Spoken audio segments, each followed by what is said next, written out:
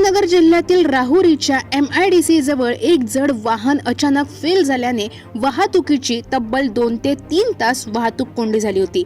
तांत्रिक बिघाड झालेले हे वाहन बाजूला करून दिले तरीही अगोदरची वाहने रस्त्यावर कोंडीत अडकल्याने संपूर्ण रस्ता चक्काजाम झाला होता। ऐन शनिवारी सुट्टीच्या दिवशीच प्रवाशांना मनस्ताप सहन करण्याची वेळ आली। याच रस्त्यावर नगर मनमाड राज्य महामार्गाचे रस्ता दुरुस्तीचे काम सुरू आहे। रस्ता जाम असल्याने वाहनधारकांनी काम सुरू असलेल्या कच्च्या रस्त्यावरून आपली वाहने घुसवून रस्ता कोंडीत धरला। यामुळे रुग्णवाहिका, राज्य परिवहनच्या बस यांना फारच मनस्ताप सहन करावा लागला।